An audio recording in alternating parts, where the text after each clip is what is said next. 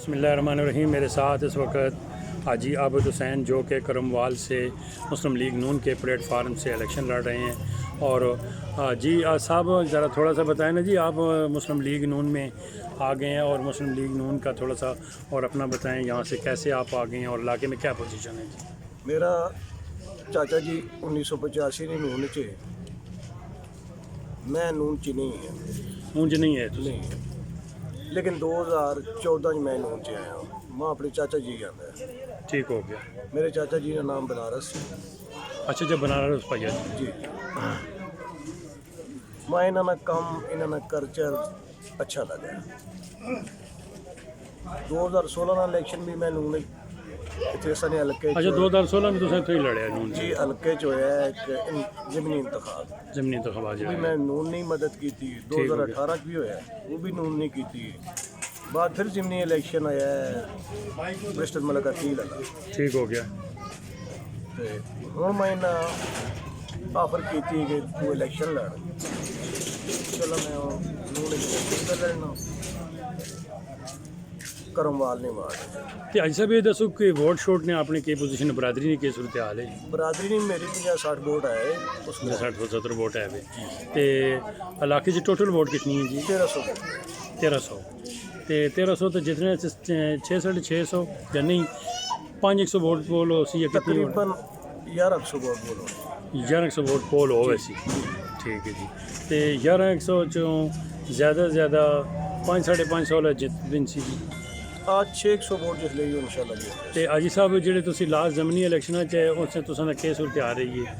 ਬਿਹਤਰ ਸੂਰਤ ਹਾਲ बेहतर ਰਹੀ बेहतर इंशाल्लाह रहे हैं इंशाल्लाह। ਕਿਉਂਕਿ हुकूमत ਨਾਲ ਟਕਰਾਓ ਵੀ ਹੋਣਾ ਥੋੜਾ ਜਿਹਾ ਨਾ। हुकूमत तो पर जाने मखलूक मैं जो भाई की वजह तो ਬਿਲਕੁਲ बहुत ज़्यादा ਬਿਲकुल। और कोई हालात नहीं इस हुकूमत के। ਤੇ ਗ੍ਰਾਂ 'ਚ ਵੀ ਇਹੀ ਪੋਜੀਸ਼ਨ ਹੈ। बहुत ज़्यादा इन्होंने हालात दो ਗ੍ਰਾਂ 'ਚ लोगों ने गंदम शमन ਤਾਂ ਆਪਣੀ ਹੋਣੀ ਘਬਰੇ ਨਹੀਂ। कुछ भी नहीं, लेकिन बहुत महंगाई है। बिल बिजली ने गैस ने अच्छा, महंगाई इतनी है कि बिल्कुल आवाम काबर चुकी है। खबर चुकी ਤੇ ਮਤਲਬ ਜੀ ਤੁਸੀਂ ਨੇ ਇੱਥੇ ਕਰਮਵਾਲ ਨੇ ਤਾਂ ਤੁਸੀਂ ਇਹ ਨਵਾਂ ਹਲਕਾ ਮਿਲ ਗਿਆ ਤੇ ਇਹ ਸੇ ਤੁਸੀਂ ਨੇ ਮੇਨ ਕੰਮ ਸ਼ਮ ਕਿਹੜੇ ਨਾ ਜੀ?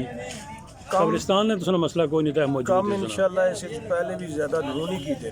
लेकिन की ना तो ऐसा 3 साल नहीं हुकूमत तक कोई पाई पैसे ना काम नहीं। काम नहीं होया। हमार साहब ने गए में झूठे लारे लपे तो लाने पे, लेकिन काम ना कीता ने तो ना करने।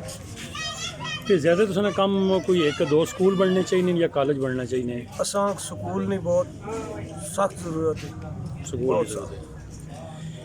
तो ये तो जरूरत है कि एक महकमा एजुकेशन चाह दे तो एक तुसी CB को भी मंजूर करो जिले कैंट बोर्ड ना अपना बने जी इंशाल्लाह वो कर सकते। वो भी बन सकते हैं।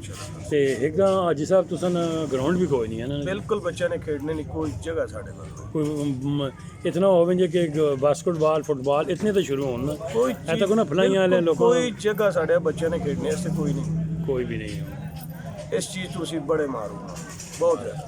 तो हाजी साहब दूसरी सूरत हाल है तुसन इलाके च कि भर्तियां शर्तियां भी कोई उस हिसाब नाल होइयां जिस हिसाब नाल फैक्ट्री ही नाल उस हिसाब नाल भर्तियां भी ना होइयां? बिल्कुल भर्तियां भी बिल्कुल। ते चलो जी तुसां कदे मौका मिल गया तो तुसीं इंशाअल्लाह शौक है अपने नौजवाना भर्ती करासो इन्हां से ग्राउंड बढ़ासो शौक है लोगों ने खिदमत करने नहीं खिदमत करनी। इंशाल्लाह कर सकते। ठीक हो गया। ते ठीक हो गया जनाब। इंदा फिर तुसां नाल मुलाकात होसी इंशाल्लाह जी। मैं इबादत समझ के खिदमत लोगों ने कर सकते। बिल्कुल बिल्कुल ठीक है। बहुत मेहरबानी जनाब, थैंक यू।